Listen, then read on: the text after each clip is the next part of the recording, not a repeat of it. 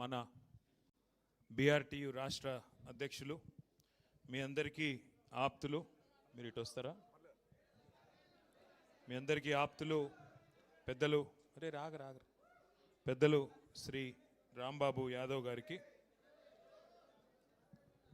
అట్లాగే గౌరవనీయులు రాజ్యసభ సభ్యులు పెద్దలు శ్రీ వద్దిరాజు రవిచంద్ర గారికి, గౌరవనీయులు మాజీ మంత్రివర్యులు కరీంనగర్ నియోజకవర్గ శాసనసభ్యులు శ్రీ గంగుల కమలాకర్ గారికి, గౌరవనీయులు మాజీ మంత్రివర్యులు పెద్దలు కార్మిక లోకంలో మీ అందరికీ సుపరిచితులు శ్రీనివాస్ గౌడ్ గారికి, అట్లాగే సోదరుడు మాజీ శాసనసభ్యుడు శ్రీ జీవన్ రెడ్డి గారు, సోదరులు మారయ్య గారు, సోదరులు నారాయణ గారు, గౌరవనీయులు సంతోష గారు, అట్లాగే దానకర్ణాచారి గారు, ఇంకా వేదిక పైన ఉన్న సోదరులు నగేష్ గారు, చెప్పిన నారాయణ పేరు చెప్పిన నువ్వేందుకు ఆగమవుతున్నావు, అట్లాగే ఇందాక రాంబాబు యాదవ్ అన్న చెప్పిన అన్ని సంఘాల నాయకులందరికీ, నేను ఒకళ్ళ పేరు చెప్పకపోతే బాగుండదు కాబట్టి వేదిక పైన ఉన్న అన్ని సంఘాల నాయకులందరికీ ముందుగా హృదయపూర్వకంగా నమస్కారాలు, హృదయపూర్వకంగా ధన్యవాదాలు. ఆనాడు ఒకనాడు మహాకవి, పేదల బాధ తెలిసిన మహాకవి శ్రీశ్రీ గారు ఒక మాట అన్నారు. కార్మిక వీరుల కన్నుల నిండా కనకన మండే గలగల తొనికే విలాపాగ్నులకు విషాదాశ్రులకు ఖరీదు కట్టే శరాబు లేడోయ్ అనే మాట మహాకవి శ్రీశ్రీ గారు అన్నారు. ఇది సామాన్యమైన మాట కాదు. అంటే ప్రతి రంగంలో ఏ రంగం చూసినా కూడా మరి అల్టిమేట్గా పని చేసి డెలివర్ చేసే కార్మికులు ఎవరైతున్నారో, అలిశెట్టి ప్రభాకర్ గారు చెప్పే మాటల్లో కార్మికుడు చేసే శ్రమ వల్లే లోకానికి అందం ఆకారం వస్తాయని ఒక బలంగా నమ్మి ఆయన అన్న మాట ఏమంటే, పాలరాతి బొమ్మైనా పార్లమెంటు భవనమైనా వాడు చుడితేనే శ్రీకారం, వాడు కడితేనే ఆకారం. అంటే కార్మికుడి యొక్క సత్తా చెప్పడానికి, కార్మికుడి యొక్క గొప్పతనం చెప్పడానికి మరి కవులు ఎన్నో సందర్భాల్లో ప్రయత్నం చేసిన మాట నేను మీకు గుర్తు చేస్తూ ఉన్నా. అట్లాగే ఇవాళ మే డేకి మేము ఇక్కడికి వస్తూ ఉన్నాం. వస్తుంటే మరి ఇప్పుడే ఒక పిడుగు లాంటి వార్త వచ్చింది. కేంద్ర ప్రభుత్వం, ప్రధానమంత్రి నరేంద్ర మోడీ గారు ప్రతిసారి ఎలక్షన్లు అంటూ ఏమన్నా జరగంగానే తెల్లారే సిలిండర్ ధరలు, పెట్రోల్ ధరలు పెంచుడు ఆయనకు అలవాటైపోయింది. ఇలా ఇక్కడికి వస్తుంటే ఇప్పుడే వార్త వచ్చింది. దేశ చరిత్రలో వచ్చే సంవత్సరం అయితే సరిగ్గా 80 ఏళ్ళు నిండుతుంది భారతదేశానికి స్వాతంత్రం వచ్చి.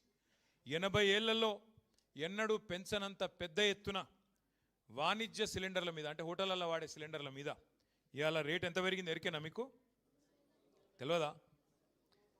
ఎగ్దమ్ ఒకటేసారి 993, అంటే 1000 రూపాయలు, 1000 రూపాయలు ఒక సిలిండర్ మీద పెంచి సామాన్యుడి నడ్డి విరిచి ఆ హోటళ్లలో పనిచేసే కార్మికులందరికీ ప్రధానమంత్రి గారు మే డే కానుక ఇచ్చిండు మీ అందరికీ. ఏది? 1000 రూపాయల సిలిండర్ ధర పెంపు. దీనివల్ల ఏం జరుగుతుంది, ఏమవుతుంది ఒక్కసారి మీరు ఆలోచన చేయండి. హైదరాబాద్లో నిన్నటిదాకా సిలిండర్ ధర 2321, ఇవాళ దాని ధర 3315. ఎన్నడూ ఈ భారతదేశంలో ఇంత పెద్ద ఎత్తున ఎవరు సిలిండర్ ధరలు పెంచలే. దీనితో ఇప్పుడు ఏమవుతుంది, హోటళ్ళల్లో, రెస్టారెంట్లలో పనిచేసే కార్మికులందరికీ దినదిన గండం అన్నట్టు వాళ్ళ పరిస్థితి. ఇప్పటికే గ్యాస్ దొరుకుతలేదు, అదే యుద్ధం చాలా అయినాక అని చెప్పి చాలామంది హోటళ్ళల్లో తగ్గించిండ్రు, రెస్టారెంట్లలో, హోటళ్ళల్లో తగ్గించారు, ఏది వండుడే తగ్గింది. కానీ ఇవాళ సామాన్యుడు, ముఖ్యంగా లక్షలాది మంది పిల్లలు హైదరాబాద్లో బ్యాచిలర్లు ఇక్కడ ఐటీ ఉద్యోగాలు చేసుకుంటూ, ఇతర ఉద్యోగాలు చేసుకుంటూ హోటళ్ళ మీద, మెస్సుల మీద ఆధారపడేటోళ్ళు ఉంటారు. వాళ్ళందరికీ ఇలా ఇబ్బంది, వాళ్ళందరికీ మరి ఆహారం ధర పెరిగిపోతుంది. అట్లాగే కేవలం వాణిజ్య సిలిండర్లు మాత్రమే కాదు, 5 కిలోల చిన్న సిలిండర్ల మీద కూడా ధర పెంచిండ్రు. 261 రూపాయలు దాని మీద కూడా పెంచిండ్రు. దాంతో ఏమవుతుంది, నిత్యావసర వస్తువులు ధరలు అవి మళ్ళీ ఒక్కసారి పెరిగిపోయే ప్రమాదం. ఇప్పటికే మీకు తెలుసు, రూపాయి విలువ పాతాళానికి పోతా ఉన్నది. ఇంకో దిక్కు సిలిండర్ల ధర ఆకాశంలోకి పోతున్నది. గతంలో ఒకసారి ప్రధానమంత్రి గారు ఒక మాట అన్నారు, అయ్యా మరి 2 కోట్ల ఉద్యోగాలు ఇస్తాన్నావు కదా సంవత్సరానికి, మరి ఏవి ఉద్యోగాలు అంటే ఆ రోజు మోడీ గారు అన్న మాట ఏంటంటే, పకోడీలు వేసుకుంటూ కూడా ఉద్యోగమే కదా, పకోడీలు వేసుడు, బజ్జీలు వేసుకుంటూ కూడా ఉద్యోగమే కదా అని మాట్లాడిండు. కానీ అలా పకోడీలు వేసుకుందామంటే కూడా వేసుకోలేని పరిస్థితి ఈ సిలిండర్ల ధర పెంచి వాళ్ళని కూడా చావగొట్టిన ఘనత కేంద్ర ప్రభుత్వానికే దక్కుతూ ఉన్నది. అట్లాగే ఇంకొక మాట కూడా మనం ఈ సందర్భంగా విజ్ఞప్తి చేయాలి. ఇది మీకు ఎందుకు చెప్తా ఉన్నా అంటే సాధారణంగా ఎన్నడూ ఏ ప్రభుత్వం చేయలేదు ఇట్లాంటి పని. ఇవాళ ఈ కేంద్ర ప్రభుత్వం చేస్తూ ఉన్నది. ఇప్పటికే ముడి చమురు ధరలు పెంచి దాని మీద సెస్సులని తుస్సులని ఇంకోటని వేసి 65 రూపాయలకు దొరికేదాన్ని ఇప్పుడు దగ్గర 110-125 రూపాయలకు పెంచినారు పెట్రోల్ డీజిల్. దాంతో రేట్లు అన్నీ పెరిగినాయి. మళ్ళీ ఇప్పుడు సిలిండర్ కూడా పెరిగితే సామాన్యుడు బతికేది ఎట్లా? మరి ఇక దేవుణ్ణి నమ్ముకొని దేవుడి మీద భారం వేసి బతకాలన్నా ఏం చేయాలా కేంద్ర ప్రభుత్వం ఆలోచించాలా. మరి ఏ రకంగా పోరాటాలు చేయాలా మనం కూడా ఆలోచన చేయాల్సిన అవసరం ఉంది మే డే రోజు. కానీ ఒకటి మాత్రం వాస్తవం, ఈరోజు కేసీఆర్ గారి నాయకత్వంలో మనం గత 10 ఏళ్ళు ఏ ప్రభుత్వాన్ని అయితే ముఖ్యంగా పేదలకు హితంగా నడిపినాము, ఎక్కడ చూసినా ఉత్తరము దక్షిణము తూర్పు పడమర 4 దిక్కుల భారత కార్మిక విభాగం కలిసి మెలిసి కష్టపడుతూ నిర్మాణం చేసిన అద్భుతమైన నిర్మాణాలు ఇవాళ మీకు కనబడతాయి. హైదరాబాద్లో తెలంగాణలో 10 ఏళ్ల తెలంగాణ ప్రస్థానంలో రాళ్ళెత్తిన కూలీలకు రక్తం రంగరించిన కార్మికులకు సదా రుణపడి ఉంటామని చెప్పి శిరస్సు వంచి హృదయపూర్వకంగా మీ అందరికి నేను విజ్ఞప్తి చేస్తా ఉన్నా. ఉద్యమ తెలంగాణలోనూ మీరు మాకు వెంట నడిచినారు, అట్లాగే ఉద్ధృత ప్రగతి ప్రస్థానంలో కూడా మీరు మా వెంట నడిచినారు. మరి ఉజ్వల తెలంగాణలో కూడా మీరు మా వెంట నడవాలని చెప్పి కూడా హృదయపూర్వకంగా మిమ్మల్ని ప్రార్థిస్తూ ఉన్నా. తెలంగాణ సంపద పెంచి దేశం ముందు సగర్వంగా నిలబడే విధంగా మరి నిలబెట్టిన ప్రతి కార్మిక సోదరికి సోదరుడికి సలాం తెలియజేస్తూ ఉన్నా. మా జిహెచ్ఎంసి నుండి వచ్చిన మా ఆడబిడ్డలందరూ ఇక్కడ ఉన్నారు. బహుశా నాకు తెలిసి భారతదేశ చరిత్రలో ఏ ముఖ్యమంత్రి గారు కూడా ఈ శ్రమజీవుల విలువని శ్రమజీవుల వారు చేస్తున్న కాంట్రిబ్యూషన్ను కేసీఆర్ గారు గుర్తించిన వాళ్ళు లేరు. సఫాయి అన్నా నీకు సలాం అన్నా అన్న ముఖ్యమంత్రి బహుశా భారతదేశంలో ఒకే ఒక్కడు మన కేసీఆర్ గారు. కేవలం మాటలతో సరిపెట్టకుండా కేసీఆర్ గారి నాయకత్వంలో జిహెచ్ఎంసీలో బ్రహ్మాండంగా వారందరూ అడగకపోయినా వేతనాలు పెంచిన రోజులు మీకు గుర్తున్నాయని చెప్పే నేను అనుకుంటా ఉన్నా. మరి 2.5 ఏళ్ళు ఏమవుతుందో నాకంటే బాగా మీకే ఎరక. ఇక నేను చెప్పను, మీకే తెలుసు ఏం చేస్తున్నారు ఏం చేయలేకపోతున్నారు. ముఖ్యమంత్రి గారు మున్సిపల్ మంత్రి ఇప్పుడు, కానీ ఆయన ఏం మాట్లాడుతున్నారు ఎరికేనా? మా హైదరాబాద్లో 5,000 ఆటోలు ఉన్నాయి, వాళ్ళు సాఫ్ సఫాయి చేస్తున్నారో చేస్తలేరో, ఆటోలు తిరుగుతున్నాయో తిరుగుతలేవో నాకు తెలియదు. ఏది ముఖ్యమంత్రి గారు మున్సిపల్ మంత్రి ఆయన చెప్తున్నాడు వాళ్ళు చెత్త తీస్తున్నారో లేదో నాకు తెలియదు. గంత తెలియని పరిస్థితులు ఉండవు ముఖ్యమంత్రి. నాకు అర్థం కాదు, మీరు చేస్తున్న కష్టం కనబడతలేదా? అంటే శ్రమను గుర్తించే ముఖ్యమంత్రికి, గౌరవించే ముఖ్యమంత్రికి, మీ శ్రమ విలువ తెలియని ముఖ్యమంత్రికి తేడా ఏందో కేసీఆర్ గారిని రేవంత్ రెడ్డి గారిని చూస్తే మీకే అర్థమవుతుందనే మాట కూడా నేను మీకు ఈ సందర్భంగా విజ్ఞప్తి చేస్తూ ఉన్నా. ఇవాళ కేసీఆర్ గారి నాయకత్వంలో మిమ్మల్ని భాగస్వాములుగా చేసుకుంటూ ముందుకు నడిచినాం.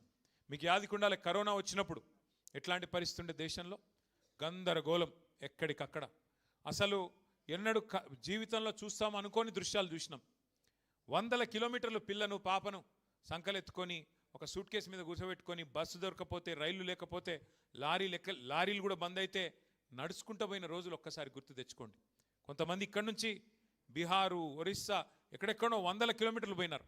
ఆ రోజుల్లో మరి భారతదేశంలో అయ్యా మేము మా ఊరికి పోతామంటే కేంద్ర ప్రభుత్వం వారు రైల్లో కూడా ఛార్జీలు పెట్టినారు. రైలు వేసిండ్రు కానీ ఆ రైళ్ళకు కూడా ఛార్జీలు.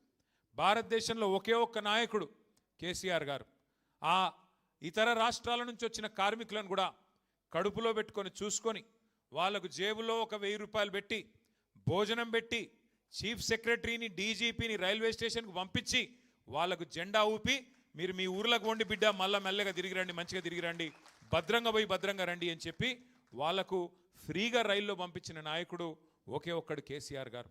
ప్రైవేట్ స్కూల్ టీచర్లను కూడా ఆదుకున్న నాయకుడు కేసీఆర్ గారు. ఒక్క మాట గుర్తు తెచ్చుకోవాలని చెప్పి నేను కోరుతా ఉన్నా. హైదరాబాద్లో నాకు చాలామంది మిత్రులు చెప్తా ఉంటారు, అన్నా మేము కరోనా అప్పుడు ఇళ్లలో ఉండిపోయినాం, దగ్గర 2 నెలలు 3 నెలలు ఉండిపోయినాం, బయటికి వచ్చే వరకు కొత్త రోడ్లు కనబడ్డాయన్నా, ఏం చేసిండ్రు మీరు మీ మున్సిపల్ డిపార్ట్మెంట్ వాళ్ళు? కొత్త రోడ్లు కొత్త ఫ్లైఓవర్లు ఎట్లా పూర్తి చేసిండ్రని అడుగుతుంటారు. ఎట్లా చేసినామంటే తెలంగాణ అంటే ప్రేమున్నోళ్ళం కాబట్టి, హైదరాబాద్ అనే ఈ మన తెలంగాణ కిరీటంలోని ఏదైతే ముఖ్యమైన కోహినూర్ లాంటి వజ్రం ఉన్నదో దీన్ని కాపాడుకోవాలన్న ఉద్దేశంతో, బాగు చేసుకోవాలన్న ఉద్దేశంతో లేబర్ క్యాంపులకు పోయి దండాలు పెట్టి బతిమలాడిన నేను. దగ్గర దగ్గర 10-14 లేబర్ క్యాంపులకు పోయినా నేను ఆ రోజు. అందరు వెళ్ళిపోతున్నారు కార్మికులు. పాపం ఆ రోడ్లేసే రంగంలో పనిచేసే కార్మికులు ఎవరైతే ఉంటారో భవన నిర్మాణ రంగంలో వారు వెళ్ళిపోయే పరిస్థితి, భయపడుతున్నారు.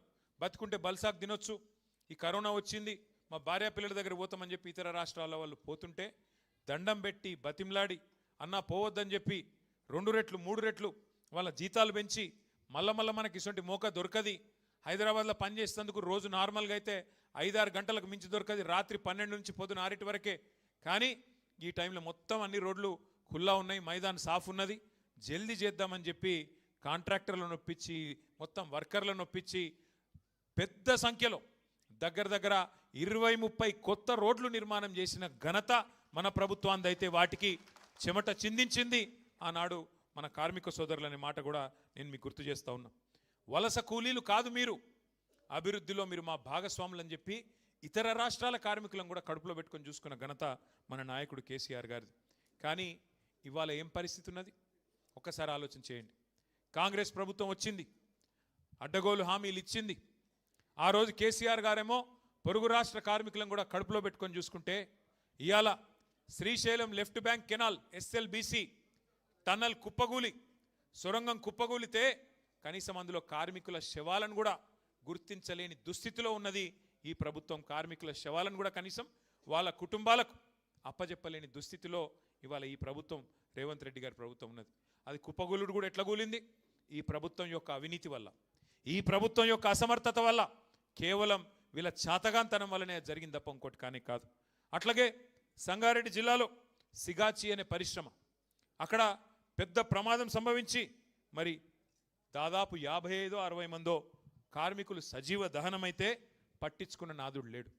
ముఖ్యమంత్రి గారు ఒక పత్రికా ప్రకటన మాత్రం ఇచ్చిండు, ₹1 కోటి నష్టపరిహారం ఇస్తా అన్నాడు. కానీ ఇంతవరకు ఒక్క కార్మికుడు కూడా ₹1 కోటి రాలేదు. ఇది వాస్తవం. కానీ ఇప్పటి వరకు ఒక్క మంత్రి కానీ ఒక్క ప్రభుత్వంలో బాధ్యుడు కానీ స్పందించిన పరిస్థితి లేదు. కేవలం మాటలతో, కంటి తుడుపు చర్యలతో ఇవాళ సిగాచి మరి వాళ్ళని కూడా పక్కన పెట్టినారు. అన్నిటికన్నా ఘోరం ఏంటంటే వలస వచ్చి బతుకుదేరువు కోసం ఇక్కడికి వచ్చిన, నగరానికి వచ్చిన కూలీలు కార్మికుల ఇండ్ల మీదకి బుల్డోజర్లు పంపిస్తున్నాడు. ఇప్పుడే మా శ్రీనివాస్ గౌడన్న యాద్ చేస్తున్నాడు. పాపం తెలుసో తెలియకనో హైదరాబాద్కు వలస వచ్చి ఇక్కడ బతుకుదేరువు కోసం వచ్చి, పొట్ట కూటి కోసం వచ్చి ఏమన్నా జాగ దొరికితే 50 గజాలు 60 గజాలు 20 గజాలు అందులో ఒక చిన్న గుడిసేసుకుంటే లేదా ఒక చిన్న రేకుల షెడ్ వేసుకుంటే ఇలా హైడ్రా పేరుతో ఇష్టం వచ్చినట్టు వచ్చి కూలగొట్టి రోడ్డు మీదకి నెట్టి పుస్తకాలు, బాటిళ్ళు, చిన్నపిల్లగాళ్ళు చదువుకునేటోళ్ళై తీసుకొని ఇవ్వకుండా చేసి వాళ్ళ నడి బజార్న నొక్కుతున్నది ఈ ప్రభుత్వం. అందుకే నేనంట ఈ ప్రభుత్వం, కాంగ్రెస్ ప్రభుత్వం కట్టే కొట్టే తెచ్చే అన్నట్టు చెప్పాలంటే ఏమున్నది గర్వకారణం ఈ ప్రభుత్వం చూస్తే? కూల్చివేతలు, ఎగవేతలు, పేల్చివేతలు అన్నీ ఎగ్గొట్టుడేనాయి. ఏమన్నాడు అన్నాడు రేవంత్ రెడ్డి గారు? 420 హామీలు ఇచ్చిండు. అత్తలకు 4000, కోడళ్లకు 2,500 చెప్పిండా లేదా? ఒక్క అత్తకు పడ్డాయా 4000? ఒక్క కోడల పిల్లకు పడ్డదా 2,500? మొన్న ఈ మధ్య నేను సూర్యాపేట పోయినా, మా నాయకుడు ఒకడు సోదరుడు మా కార్యకర్త కొత్తగా పెళ్లి చేసుకుంటా అంటే ఒక నెల ఆలస్యంగా పోయినా, ఎందుకంటే పెళ్ళి అయింది. ఒక నెల అయినాక పోయినా. నేను అప్పుడు పెళ్ళికి పోలేను కాబట్టి ఇంటికి పోయినా. ఇంటికి పోగానే ఛాయ్ దాపిచ్చిర్రు, చల్ల మన నీళ్ళు ఇచ్చిర్రు, ఛాయ్ దాపిచ్చిర్రు. బాగున్నావా తల్లి అన్న ఆ పెద్ద మనిషిని. ఎవరు? మా నాయకుడి అమ్మగారిని. ఏం బాగున్నా కొడుక? ఏం బాగలేనన్నది. అగో ఏమైందమ్మా అని నేనంటే, అంటే ఇక కోడలి పిల్ల వస్తుంది, నెలకు 2,500 వస్తాయి అనుకున్నా, కోడలు వచ్చింది కానీ ఏం రాలే అన్నది. ఇది ఎక్కడ బాధ? నేను కోడలి పిల్లని చూస్తే ఆ పిల్ల ఇంకా గడుస్తున్నది. అత్త నువ్వు కూడా 4,000 వస్తాయి అనుకున్నావు, నీకేమైనా వచ్చినాయా అని ఆమె అన్నది. ఇప్పుడు రేవంత్ రెడ్డి వల్ల అత్త కోడల పంచాయతీలు కూడా మోపోయినాయి. అంటే ఎంత దౌర్భాగ్యపు పరిస్థితి అంటే 100 రోజుల్లోనే 6 గ్యారంటీలు, 100 రోజుల్లోనే మొత్తం చేస్తా. ఎలక్షన్లకు ముందేమో దాన వీర శూర కర్ణ, ఎలక్షన్లు అయిపోయినాకనేమో కుంభకర్ణ. మర్చిపోయిండు. ఆగం. అడిగినాం అనుకో గట్టిగా, ఏమయ్యా రేవంత్ రెడ్డి గారు మరి ఇన్ని నరికితీవి కదా, ఆశాలకు 18,000 అంటివి, ఆశ చూపెడితివి, అందరికి ఏమేమో చెప్తివి, ఏమన్నా చేసినావో ఒక్కటన్నా చెప్పు ఏం సంగతి అంటే, ఎంత కండలు తిరిగిన వస్తాదైనా 3 నెలల పిల్లలు పుట్టిస్తాడా? ఇది ముఖ్యమంత్రి నోట్లకెళ్ళి వచ్చే మాటనా? ఇది మాకు తెలియదా? 3 నెలల పిల్లలు పుట్టరని మనకు తెలియదా? ఎవరికి కింద కూర్చున్న వాళ్ళకి ఎవరికి అర్థం కాదా? ముఖ్యమంత్రి నోట్లకెళ్ళి వచ్చే మాట. మరి ఎవడు చెప్పమన్నాడు నిన్ను? 90 రోజుల్లో చేస్తా, 99 రోజుల్లో చేస్తా, బాండ్ పేపర్లు ఎందుకు రాసిరు? జేమ్స్ బాండ్ లెక్క మీ ఆయన చెప్పిండు కదా డిప్యూటీ సీఎం, భద్రంగా పెట్టుకోండి కార్డులు, భద్రంగా దాచిపెట్టుకోండి 90 రోజులు. మా వాళ్ళు వస్తారు, ఇప్పుడు ఎడబెట్టుకోవాలి మరి కార్డులు, ఏం చేసుకోవాలి కార్డులు అంటే కమల్ హాసన్ మించిన యాక్టింగులు చేసారు ఎలక్షన్లకు ముందేమో. ఇప్పుడేమో ఏమైనా అంటే 3 నెలల పిల్లలు పుట్టిస్తారా ఎవడన్నా అని మాట్లాడుతుండు. అయ్యా రేవంత్ రెడ్డి గారు, మాకు కూడా తెలుసు 9 నెలలకు పిల్లలు పుడతారు, కానీ నేను అడుగుతున్నా 3 నెలలు ఎప్పుడో అయిపోయింది, 30 నెలల పడ్డది. మరి 30 నెలలకు కూడా పిల్లలు పుట్టకపోతే నిన్నేమనాలి మరి? నేను అనలే సుమా మళ్ళేమనంటే నీ మీద నా మీద కేసు పెడతా. అంటే ఇంత చిల్లర మాటలు, ఇంత లేకి మాటలు బహుశా ఈ భారతదేశ చరిత్రలో ఏ ముఖ్యమంత్రి ఎన్నడూ మాట్లాడలే. గన్ని గలీజు మాటలు గట్టిగా అడిగినావు అనుకో, ఏమైనా ఆశాలకు జీతం పెంచుతా అంటే ఏం సంగతి అంటే నీ లాగుల తొండలు ఇడిచిపెడతా. రుణమాఫీ అంటివి కదరా నాయన, ఏం చేస్తేవి అంటే నీ గుడ్లు వీకి గోటీలాడతా. గట్టిగా అన్నావు అనుకో, మా ఆర్టీసీ కార్మికులు అపాయింటెడ్ డే ఏమై పాపంగా శంకర్ గౌడ్ పెద్ద మంది చచ్చిపోయిండు, నువ్వు అబద్ధం చెప్పిన దానికి అంటే పేగులు తీసి మెడలు వేసుకుంటా. గివా మాటలు. ఇంకా ఎంత దిగజారి మాటలు అంటే, ఇప్పుడు నేను అడుగుతా ఒకటి, కష్టపడి పనిచేసే వాళ్ళకు, కష్టపడి పనిచేసే వాళ్ళందరికీ ఒకటి తెలుసు, ఏమిటిది? లోపల మనం వేసుకున్న బనీనికి పొక్క ఉన్నా మీదికెళ్ళి అంగి మాత్రం కడకేసుకొని ఉండాలి. ఎందుకు? బయటికి పోతే పతారి ఉండాలి కదా, బయటికి పోతే ఎవడన్నా మార్కెట్లో మళ్ళీ మనకు గిరాకు ఉండాలి, పతారి ఉండాలి, ఎవడన్నా అప్పించడం ఉంటే అప్పియాలి. కాబట్టి లోపల ఏమున్నా బయటికి మాత్రం మంచి కడకంగి వేసుకొని పోతాం. ఎందుకంటే కుటుంబాన్ని నడిపేటువంటి వ్యవహారం అట్లుంటుంది. బయటికి మంచిగా కనబడితేనే, గట్టిగా కనబడితేనే, దట్టంగా కనబడితేనే ఎవడన్నా విలువ ఇస్తాడు, లేకపోతే ఇయ్యాడు. కానీ నువ్వే స్వయంగా ముఖ్యమంత్రివి, నువ్వే నేను ఢిల్లీ పోతున్నాను చెప్పులు ఎత్తుకపోయే దొంగ లెక్క చూస్తున్నారు. మరి ఎవడిస్తాడరా పోయి నాకు అర్థం కాదు. ఇక ఎవడన్నా నేను దేక్తాడా నాకు అర్థం కాదు. ఎయిడ్స్ పేషెంటు, క్యాన్సర్ పేషెంటు, రాష్ట్రం దివాలా తీసింది. అరే దివాలా తీసినా నువ్వే తండ్రి పాత్రలో ఉన్నావు, అది ఏమున్నా నువ్వే చూడాలి కదా. నువ్వే అట్లా మాట్లాడితే ఎట్లా? ఇక్కడ లంకె బిందెలు లేవు, ఇట్లాంటి మాటలు మాట్లాడే ముఖ్యమంత్రి నేనైతే చూడలేను. నేను చాలామందిని చూసిన, ఎన్టీ రామారావు గారిని చూసిన, చంద్రబాబు నాయుడు గారిని చూసిన, తర్వాత రాజశేఖర రెడ్డి గారిని చూసిన, రోషయ్య గారు, కిరణ్ కుమార్ రెడ్డి గారు, ఆ తర్వాత మన నాయకుడు కేసీఆర్ గారు, ఇక ఇప్పుడు ఈ సన్నాసి.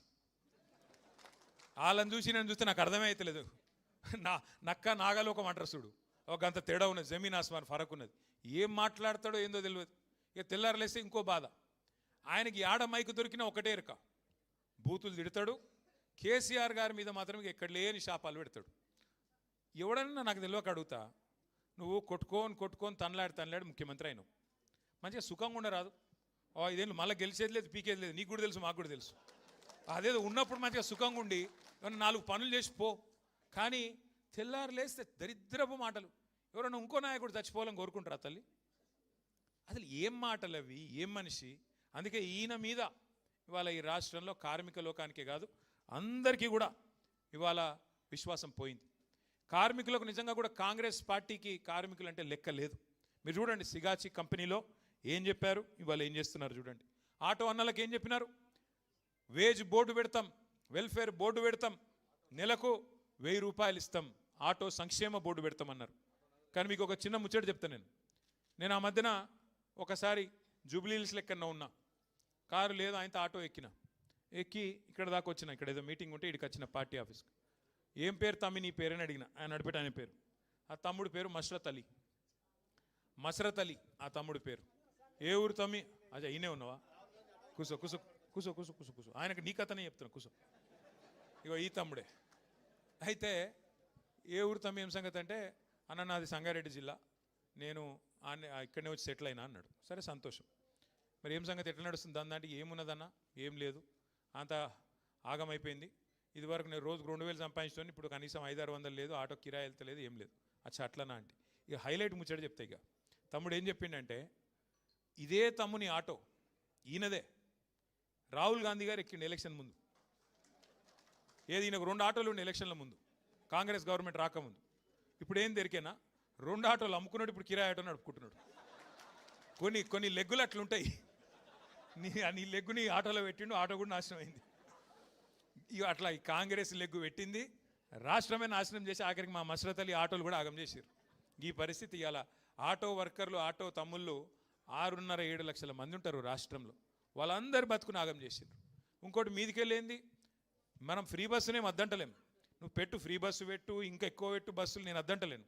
కానీ వీళ్ళ పొట్టగొట్టుడు ఏంది నాకు అర్థం కాదు. వాళ్ళకి ఏం మాటలు ఇచ్చినావో నిలబెట్టు. నెలకు 1000 అంటివి, ఇంకేదో చెప్తా అంటే ఇంకేదో చెప్తావు. ఆఖరికి వాళ్ళు ఉన్న ప్రమాద బీమా కూడా తీసేస్తావు కదా. కేసీఆర్ గవర్నమెంట్లో ఆటో డ్రైవర్లకు, అసంఘటిత రంగంలో ఉండే డ్రైవర్లు దగ్గర 18 లక్షల మందికి ఎవరన్నా చచ్చిపోతే వాళ్ళ కుటుంబం రోడ్డు మీద పడద్దని 5 లక్షల బీమా పెట్టిండు కేసీఆర్ సార్. ఇలా దాన్ని కూడా తీసి పారేసిండు. గదేమన్నది నిన్ను అంటే ఇక కేసీఆర్ ఏం పెట్టినా తీసేయాలి గంతే. ఏం కట్టినా గూలగొట్టాలి, ఏం పెట్టినా తీసేయాలి. ఒక్కసారి మీరు ఆలోచన చేయండి. కేసీఆర్ గారు ఆ రోజు భవన నిర్మాణ కార్మికుల సంక్షేమ బోర్డు, లేబర్ వెల్ఫేర్ బోర్డు 27 లక్షల మంది కార్మికుల కోసం సంక్షేమ కార్యక్రమాలు చేసిండు కేసీఆర్ గారు. ప్రమాద బీమా, వైద్యం, వివాహ కానుక, ప్రసూతి కానుకలు. కేసీఆర్ కిట్ యాదుకుందా అమ్మ? కేసీఆర్ కిట్ అంటే ఏమిటిది? అదేమన్నా కేసీఆర్ ఇంట్లో ఇచ్చుకునేటిదా? ఎవరన్నా ఆడపిల్ల పెళ్లి చేసుకుంటే ₹1,00,000 మేనమామ లెక్క కళ్యాణ లక్ష్మి కింద ఇచ్చిండు. దానికి వీళ్ళు కొండంత రాగం తీసిండ్రు. ₹1,00,000 ఏం సరిపోతే మేము తులం బంగారం ఇస్తామని. మరి అలా బంగారం దుకాణం ఉద్ధరిస్తలేడా? ఎందుకు ఇస్తలేవు మరి బంగారం? తులం బంగారం ఏడవా?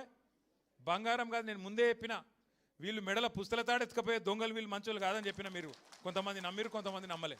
గసొంటి లంగలు వీళ్ళు. అట్లాంటి వాళ్ళు తులం బంగారం అని నరికిండ్రు. ఇలా వచ్చి కూర్చున్నారు.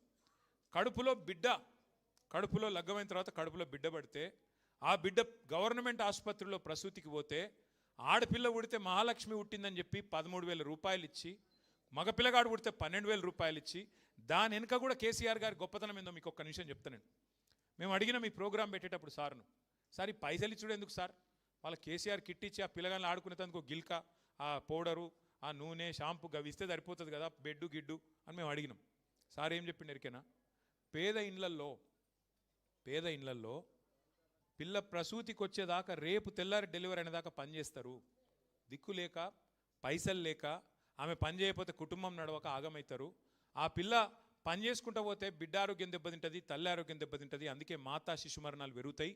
ఆ 6 నెలలు పని చేయకుండా నెలకు కనీసం ₹2,000 చొప్పున, ప్రసూతికి ముందు ప్రసూతి తర్వాత, దానికోసం పైసలు ఇస్తున్నా అని చెప్పిండు. గింత ఆలోచన చేసిన ముఖ్యమంత్రి ఎవడని ఉన్నాడా భారతదేశంలో? 12,000, 13,000 అంటే ఏదేదో మీ ఓట్ల కోసమో దానికోసమో ఎలక్షన్లో పెట్టించినవి కావు. కేవలం ఆడపిల్లల మీద గౌరవం, శ్రమజీవుల మీద ఉండే గౌరవంతో కేసీఆర్ గారు అన్నాడు మీరు ఇబ్బంది పడద్దు, ఆ పిల్ల తల్లి ఇబ్బంది పడద్దు అని చెప్పి ఆ ప్రోగ్రాం పెట్టిండు. ఇలా దాన్ని కూడా తీసేసిండు. పేరు మార్చుకొని నేను అద్దనన్నా. కేసీఆర్ కిట్ కాకపోతే రాహుల్ గాంధీ కిట్ అని పెట్టుకుని అద్దనన్నా. పెట్టు, అది పెట్టరా అయ్యా అంటే అది పెట్టడట, అది తీసేస్తాడు. పేరు మారు, అన్ని మారుస్తూనే ఉన్నావు కదా, ఇది కూడా మారు. ఇందిరమ్మదో లేకపోతే సోనియమ్మదో రాహుల్ అయ్యేదో ఇంకెవరిదో పెట్టుకో పేరు, మేము అద్దంటలేం కదా, గది కూడా తీసేసిండు. అట్లాగే మీరు ఆలోచన చేయండి. ఇన్సూరెన్స్, ఆటో డ్రైవర్ల ఇన్సూరెన్సు, డ్రైవర్ల ఇన్సూరెన్స్ గది తీసే అవసరం ఏముండే? అది కూడా తీసి రెన్యువల్ లేకుండా వాళ్ళని నాశనం చేసిండు. రవాణా రంగంలో, రవాణేతర రంగంలో హోంగార్డులకు 5 లక్షల ప్రమాద బీమా కేసీఆర్ గారు ఇస్తే అది కూడా తీసేసిండు. గీత కార్మికులకు, నేత కార్మికులకు కేసీఆర్ గారు 6 లక్షల ప్రమాద బీమా కల్పించింది. ఇగో మా శ్రీనివాస్ గౌడ్ అని ఇక్కడే ఉన్నాడు. ఆనాడు ఎక్సైజ్ మినిస్టర్గా శ్రీనివాస్ గౌడ్ గారు అడిగితే గీత కార్మికులందరికీ 6 లక్షల ప్రమాద బీమా చేసినాం. నేతన్నలకు, గీతన్నలకు ₹200 ఉన్న పెన్షన్ 2,000 చేసుకున్నాం. నాయి బ్రాహ్మణులకు, సెలూన్లకు, అట్లాగే మా రజక సోదరుల దోబీ ఘాట్లకు 250 యూనిట్ల దాకా ఫ్రీ కరెంటు వాళ్ళకు కూడా అందజేసినాం. దేశంలో మీరు ఒక్కటి గుర్తుపెట్టుకోండి, ఎర్ర జెండా పార్టీలు కూడా చాలా ఉన్నాయి. త్రిపురలో, కేరళలో, ఇంకా చాలా చోట్ల గవర్నమెంట్కి వచ్చిండ్రు. కానీ ఏ ఎర్ర జెండా పార్టీ కూడా బీడీ కార్మికురాలైన మా ఆడబిడ్డలకు పెన్షన్ ఇచ్చినోడు ఎవడు లేడు. కేవలం ఒకే ఒక నాయకుడు 4.5 లక్షల మంది బీడీ కార్మికులకు పెన్షన్లు ఇచ్చిన నాయకుడు, ₹2,000 నెలకు అందించిన నాయకుడు కేసీఆర్. ఎవరు దరఖాస్తు పెట్టలే, దండం పెట్టలే, ఓట్ల కోసం అబద్ధాలు చెప్పలే.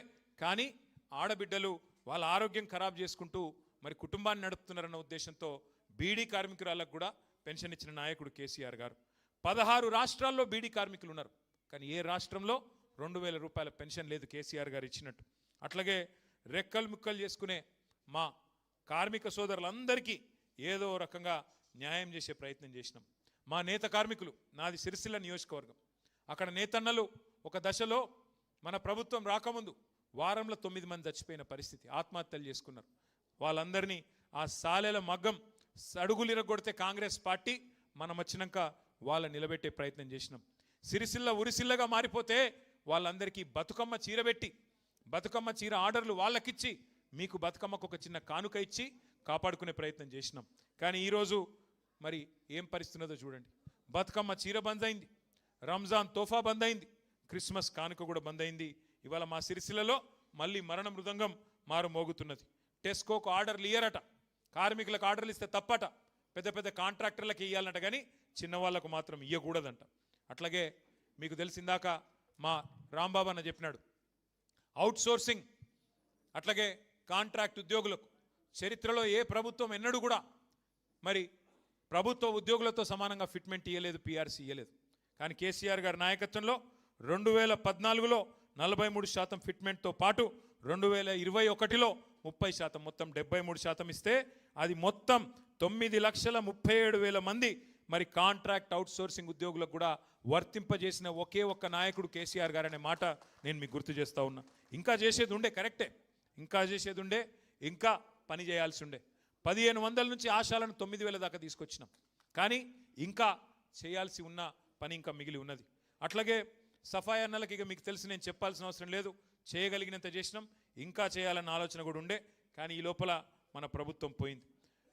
ఇవాళ మీరు చూడండి, ముఖ్యమంత్రి గారు స్వయంగా అంటున్నారు, మరి సార్ నువ్వు ఇచ్చినావు కదా మాట ఇచ్చినావు కదా, 18,000 చేస్తా అన్నావు కదా, అందరు జీతాలు పెంచుతా అన్నావు కదా, ఎప్పుడు పెంచుతావు అంటే నా దగ్గర ఏం లేదు, నన్ను కోసుక తింటారా అంటుండు. కోసుక తినేందుకు నువ్వు ఏమిటిది, మామిడికాయవా, సేపువా, ఏం కోసుక తింటారు నిన్ను, నువ్వు పుచ్చిపోయిన పుచ్చకాయవు, ఇంకా నిన్నట కోసుక తినాలన్నట, నన్ను కోసుక తింటారా అంటుండు ముఖ్యమంత్రి. ఎవడన్నా విన్నారా ఎప్పుడన్నా కిసంటోని? ఉంటే ఉన్నదని చెప్పాలి, లేకపోతే లేదని చెప్పాలి. నాకు శాతనైతే లేదు, నాకు నడిపస్తలేదు, నాకు సంపద పెంచే తెలివి లేదు అని చెప్పుకోవాలి. కాదంటే అది చెప్పే ముఖం లేదు. వెనకటికి ఎవడో ముఖం బాగాలేకపోతే అద్దం బల కొట్టిండట. గట్లున్నది రేవంత్ రెడ్డి కథ. ఏంద్రా అయ్యా నడపస్తలేదు నీకంటే, కేసీఆర్ మొత్తం అప్పుల పాలు చేసిపోయిండు. ఇంకెన్ని రోజులు చెప్తావు అబద్ధాలు? పార్లమెంటులో కేంద్ర ప్రభుత్వం స్పష్టంగా చెప్పింది, రిజర్వ్ బ్యాంకుని అడిగి, కేసీఆర్ గారు ముఖ్యమంత్రి అయిన నాడు రాష్ట్రం నెత్తి మీద ఉన్న అప్పు 72,000 కోట్లు. కేసీఆర్ దిగిపోయిన నాడు రాష్ట్రం నెత్తి మీద ఉన్న అప్పు 3,52,000 కోట్లు. అంటే కేసీఆర్ చేసిన అప్పు ఎంత? అది మైనస్ చేస్తే 72,000 కోట్లు, 2,80,000 కోట్లు. కేసీఆర్ అప్పు చేసిండు. ఏం చేసిండు? అప్పు చేసి మీ అందరికీ 5 లక్షల ప్రమాద బీమా ఇచ్చిండు. కేసీఆర్ అప్పు చేసిండు, మా జిహెచ్ఎంసీలకు 3 సార్లు జీతాలు పెంచిండు. కేసీఆర్ అప్పు చేసిండు, 1,500 నుంచి ఆశాల వేతనం 9,000కి తీసుకుపోయిండు. కేసీఆర్ అప్పు చేసిండు, 33 జిల్లాలు చేసిండు. కేసీఆర్ అప్పు చేసిండు, 200 పెన్షన్ను 2,000 చేసిండు. కేసీఆర్ అప్పు చేసిండు, 4.5 లక్షల మంది ఆడబిడ్డలకు, బీడీ కార్మికురాళ్లకు 2,000 పెన్షన్ ఇచ్చిండు. ఎస్, కేసీఆర్ అప్పు చేసిండు. మన కరెంటు లేని పరిస్థితి నుంచి, ఇన్వర్టర్లు జనరేటర్లలో ఉండే డీజిల్ గబ్బు నుంచి 24 గంటల కరెంటు, 1,00,000 కోట్లు పెట్టుబడి పెట్టి 24 గంటల కరెంటు ఇచ్చిండు. ఏం లాభమైంది 24 గంటల కరెంటుతోని? ఏం లాభమైందంటే మా కార్మికులకు బతుకు తెరువు దొరికింది. 3 రోజులు పవర్ హాలిడేస్ కంపెనీలు బంద్ పెట్టుకునే పరిస్థితి నుంచి కావాలంటే 7 రోజులు కంపెనీ నడుపుకునే పరిస్థితికి వచ్చింది. ఓవర్ టైం తీసుకొని బతికే పరిస్థితి, గల్లా ఎగరేసుకొని బతికే పరిస్థితి మా కార్మికులకు, యాజమాన్యాలకు తెచ్చిండు కేసీఆర్. అవును, కేసీఆర్ అప్పు చేసిండు. ఇంటింటికి నల్లబెట్టి నీళ్ళు ఇచ్చిండు కేసీఆర్. హైదరాబాద్లో 20,000 లీటర్ల వరకు ఫ్రీగా నీళ్ళు ఇచ్చిండు కేసీఆర్. అవును, కేసీఆర్ అప్పు చేసిండు. 1000 గురుకుల పాఠశాలలు పెట్టిండు మన పిల్లల కోసం కాదా? ఒక్కొక్క పిల్ల మీద, పిల్లోడి మీద 1,20,000 రూపాయలు ఖర్చు పెట్టిన మాట వాస్తవం కాదా? 6.5 లక్షల మంది పిల్లలు. అవును, కేసీఆర్ అప్పు చేసిండు. కాళేశ్వరం అనే ప్రాజెక్టు కట్టి హైదరాబాద్ నెత్తి మీద శాశ్వతంగా కుండబెట్టిండు. 45 లక్షల ఎకరాలకు సాగునీరు తెచ్చిండు కేసీఆర్. అప్పు చేసిన మాట వాస్తవం. ఇన్ని పనులు చేసిండు కేసీఆర్. కలెక్టర్లను తెచ్చి మీ ఇంటి ముంగట కూర్చోబెట్టిండు, మీ జిల్లాలలో ఎస్పీలను తెచ్చి మీ కాడ కూర్చోబెట్టిండు. వాళ్ళకు అధునాతనమైన బిల్డింగులు కట్టిండు. ఇలా ఒక అద్భుతమైన సెక్రటేరియట్, ఒక వెనుకనే పోలీస్ కమాండ్ కంట్రోల్ సెంటర్, అక్కడ టీ హబ్, ఇట్లాంటి ఎన్నో బిల్డింగులు, 1-2 కాదు, ఇన్ని కట్టుకున్నాం కేసీఆర్ గారు 9.5 ఏళ్లలో. కొత్త రాష్ట్రం, నిజంగా కొత్త రాష్ట్రాన్ని చక్కదిద్ది బ్రహ్మాండంగా ఒక పట్టాలెక్కించి మీ చేతిలో పెట్టిండు కేసీఆర్. కట్టిన ఇల్లు పెట్టిన పొయ్యి అన్నట్టు నీకు మొత్తం అప్పచెప్పిపోతే నువ్వేం చేస్తున్నావు ఈరోజు? ఒక్క హామీ నెరవేర్చినవా? ఒక్క పని చేసినవా? ఒక్క ఇటుక పెట్టినవా? ఒక ఇల్లు కట్టినవా హైదరాబాద్లో? కానీ ఎన్ని కూలగొట్టినావు? కొన్ని వేల ఇల్లు కూలగొడతాడు. శనివారం వచ్చిందంటే, రేపు వచ్చిందిగా శనివారం, యాన్నో బుల్డోజర్ ఉరకాలే, కూలగొట్టాలి. ఏమాయా ముఖ్యమంత్రి గారు వాళ్ళు పేదవాళ్ళు ఏడుస్తున్నారంటే వాళ్ళ ఏడుపులోనే నాకు పైశాచిక ఆనందం ఉన్నది, నాకు తృప్తి అనిపిస్తున్నది, సాడిస్టిక్ ప్లెజర్ ఉన్నది అని మాట్లాడుతున్నాడు. గీసంటోని చూసిరా ఏమన్నా మీరు? వాడెవడ ఉండనట్టు ఇదివరకు హింసించే రాజు పులకేశి అని ఒక అట్లున్నాడు. ఈయన కూడా సేమ్ టు సేమ్, వాని తీయరాదు, విని పెట్టరాదు. గసంటి ముఖ్యమంత్రి ఇవాళ మనకు దొరికినాడు. అందుకే నా అందరితో నా ప్రార్థన, ఉద్యోగ మిత్ర సర్కారు పోయింది, కార్మిక మిత్ర సర్కారు పోయింది, ఇలా కార్మికుల్ని వేధించే సర్కారు వచ్చింది. జీతాల పెంపు లేదు, ఇంకా కత్తిరించే ప్లాన్ చేస్తూ ఉన్నాడు. ఇంకా విశ్రాంత ఉద్యోగులకు, రిటైర్డ్ ఉద్యోగులకు రిటైర్మెంట్ బెనిఫిట్లు ఇవ్వాలని పరిస్థితి ఇవ్వాలి. వాళ్ళు లగ్గం చేసుకున్నా, వాళ్ళ పిల్లల లగ్గమైనా, ఇల్లు కట్టుకున్నా బెనిఫిట్స్ వాళ్ళకి రావాల్సినవి వాళ్ళు దాచుకున్నాయి, ఆ పైసలు కూడా ఇస్తలేడు. అట్లాగే దారుణాతి దారుణమైన విషయం ఏంటంటే మంత్రుల జీతాలు కట్ చేస్తా, ఎమ్మెల్యేల జీతాలు కట్ చేస్తా, అందులోకెళ్ళి ఇస్తా అని మాట్లాడుతున్నాడు. కట్ చేస్తే ఎంతమందికి ఇస్తావు? వాళ్ళు ఏమైనా వరద బాధితులా, తుఫాన్ బాధితులా? వాళ్ళు కాంగ్రెస్ బాధితులు. వాళ్ళు వరద బాధితులు కాదు, తుఫాన్ బాధితులు కాదు. నువ్వు జీతాలు కట్ చేసి ఇచ్చేందుకు, విరాళం ఇచ్చేందుకు వాళ్ళకు హక్కుగా దాచుకున్న పైసలు వాళ్ళకి ఇవ్వమంటే ఎకసెక్కం చేస్తున్నాడు ముఖ్యమంత్రి గారు. అందుకే ఆలోచించమని నేను కోరుతా ఉన్నా. కాంగ్రెస్ వాళ్ళు అయినా కూడా మీరందరూ కూడా ఆలోచన చేయాలి. 24 గంటల కరెంట్ ఇచ్చి కేసీఆర్ గారు ఆదుకుంటే, పబ్లిక్ సెక్టర్ కండగా ఉండి ఎల్ఐసిని కాపాడి, అట్లాగే జెన్కోన్ కాపాడి, బిహెచ్ఈఎల్ని కాపాడి, వైజాగ్ స్టీల్ ప్లాంట్ అండగా నిలబడి, ఇన్ని ప్రభుత్వ రంగ సంస్థలకి అండగా కేసీఆర్ గారు నిలబడితే, ఈ ముఖ్యమంత్రి గారు మాత్రం ఇలా బడా కార్పొరేట్ సంస్థలకు కొమ్ముగాస్తూ మనకు ఇబ్బంది పెడతా ఉన్నాడు. సింగరేణిని చూడండి, ఒక ఎగ్జాంపుల్ మీకు. సింగరేణిని కేసీఆర్ గారు బ్రహ్మాండంగా కాపాడితే, ఈ ముఖ్యమంత్రి గారు వచ్చిన తర్వాత దాన్ని అమ్మేసే ప్రయత్నం చేస్తూ ఉన్నాడు. ఆర్టీసీని, విద్యుత్ రంగాన్ని కేసీఆర్ గారు కాపాడితే, ఇవాళ ఈ మూడింటిని ప్రైవేటీకరణ వైపు ఈ ముఖ్యమంత్రి గారు నడుపుతూ ఉన్నారు. అట్లాగే మీ అందరికీ తెలుసు, సింగరేణిలో కానీ, ప్రభుత్వ రంగ సంస్థల్లో కానీ కార్మికులు లేనిదే ఎక్కడా కూడా మరి పని జరగదు. అట్లాంటిది ఇప్పుడున్న పరిస్థితుల్లో ఒకవైపు రాష్ట్ర ప్రభుత్వం ఇట్లా పనిచేస్తుంటే, కేంద్ర ప్రభుత్వం మరొక వైపు సమ్మెటపోటులాగా లేబర్ కోడ్స్ అని తీసుకొచ్చి ఏకపక్షంగా మీరు పోరాడి సాధించుకున్న 44 చట్టాలను 4 కోడ్ల కింద మార్చి వాళ్ళు కూడా మీకు అన్యాయం చేసే ప్రయత్నం చేస్తూ ఉన్నారు. దానికోసం దేశవ్యాప్తంగా సమ్మె జరిగితే మన పార్టీ కూడా మద్దతు చెప్పింది. కానీ రేవంత్ రెడ్డి గారిని మేము అడిగినాం అసెంబ్లీలో, ఏమయ్యా చెప్పు మరి లేబర్ కోడ్ల మీద చెప్పు, కేంద్ర ప్రభుత్వం తెచ్చినంత మాత్రాన నువ్వు అమలు చేయాలన్నది ఏం లేదు, నువ్వు ఆపు, తెలంగాణలో నేను అమలు చెయ్యా అని చెప్పు అని చెప్పి అడిగితే సమాధానం లేదు. మోడీ గారు తానా అంటే ఈయన తందానా అంటున్నాడు తప్ప సమాధానం చెప్తలేడు. అట్లాగే ఆటో డ్రైవర్ల గురించి అయితే నేను చెప్పాల్సిన అవసరం లేదు. ఇవాళ దాదాపు 180 మంది ఆటో డ్రైవర్లు ఆత్మహత్యలు చేసుకున్న దుస్థితి. వాళ్ళ లిస్టు మొత్తం ప్రభుత్వానికి ఇచ్చినాం. ఇచ్చి అయ్యా ఆదుకోండి, వాళ్ళకు కనీసం నష్టపరిహారం ఇవ్వండి, కొంత కుటుంబాలకు అండగా నిలబడండి అంటే వాళ్ళని పట్టించుకున్న పరిస్థితి లేదు. ఇక ఆశాలు, అంగన్వాడీలు వాళ్ళ హక్కుల కోసం, మీరు ఇచ్చిన మాటల కోసం, కాంగ్రెస్ ప్రభుత్వం మేనిఫెస్టోలో చెప్పిన వాటి కోసం ధర్నా చేస్తే వాళ్ళ మీద దాడి చేసి, లాఠీచార్జ్ చేసి, హీనాతిహీనంగా ఆడపిల్లలను కూడా చూడకుండా అసభ్యంగా ప్రవర్తించి వాళ్ళని కూడా కొట్టించినారు. ఇక నేను ఇంత చెప్పుకుంటూ పోతే చాలా ఉన్నాయి. కానీ చివరగా నేను చెప్పేది ఒకటే, నేను అధికారం అనేది ఎవరికి శాశ్వతం కాదు. అధికారంలో మీ దయ ఉంటే ఉంటాం, లేదంటే పక్కకు కూర్చుంటాం. కానీ అధికారం వచ్చినప్పుడు ఏం చేస్తాం అన్నది పాయింట్. ఏం చేస్తాం? పేదలకు మంచిగా చేస్తామా లేదా, కడుపులో పెట్టుకొని చూసుకుంటామా లేదా, లేకపోతే మాటలు ఒకటి చెప్పి చేతలు ఒకటి చెప్పి మొత్తానికి అధికారమే మరి లక్ష్యంగా పెట్టుకొని, పైసల సంపాదన లక్ష్యంగా పెట్టుకొని పనిచేసి ఢిల్లీకి మూటలు పంపడమే పనిగా పెట్టుకుంటామా అన్నది పాయింట్.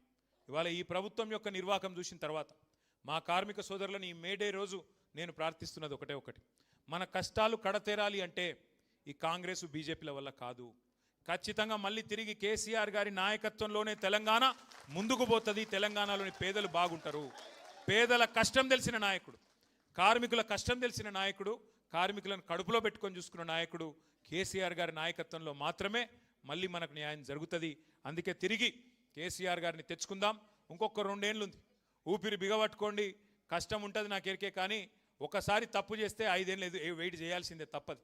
ఒకసారి మోసం జరిగితే 5 ఏళ్ళు ఆగం. కాబట్టి ఇంకొక 2 ఏళ్ళు ఉన్నది, వీళ్ళని భరించే పరిస్థితి. 2 ఏళ్ల తర్వాత మళ్ళీ కేసీఆర్ సార్ తప్పకుండా వస్తాడు. మన కార్మిక లోకానికి ఇదివరకు చేసిన దానికంటే 10 రెట్లు ఎక్కువ చేస్తామనే మాట కూడా మీ అందరికి కూడా విజ్ఞప్తి చేస్తూ, పెద్ద ఎత్తున తరలి వచ్చినారు, మీ అందరికి ధన్యవాదాలు. కానీ అక్కడ కూర్చొని పోవదిందామంటే ఓన్లీ నేను రాంబాబు అన్నకు చెప్పిన, అందరూ వచ్చి మీద పడితే ఆయన ఆగమవుతాం. మీరు ముందు ఎవరెవరినైతే అనుకున్నారో వారిని కూర్చోబెట్టండి. ఆ తర్వాత నేను కూడా వస్తాం, మనందరం కలిసి కూర్చొని కొద్దిసేపు భోజనం చేసి అందరితో మాట్లాడుకుందాం. మళ్ళొక్కసారి మీ అందరికి నమస్కారం. హాలిడే మీకు ఈరోజు అయినా వచ్చిండ్రు, అందుకే మీ అందరికి నమస్కారం, ధన్యవాదాలు. కార్మికుల ఐక్యత, కార్మికుల ఐక్యత, జై తెలంగాణ. కేటీఆర్ గారికి ప్రత్యేకంగా ధన్యవాదాలు. ఈ కార్యక్రమానికి విచ్చేసినటువంటి ముఖ్య అతిథులందరికీ ప్రత్యేకంగా ధన్యవాదాలు తెలియజేసుకుంటూ కేసీఆర్ గారి నాయకత్వం, కేసీఆర్ గారి నాయకత్వం, కేటీఆర్ గారి నాయకత్వం, కేటీఆర్ గారి నాయకత్వం. మేడే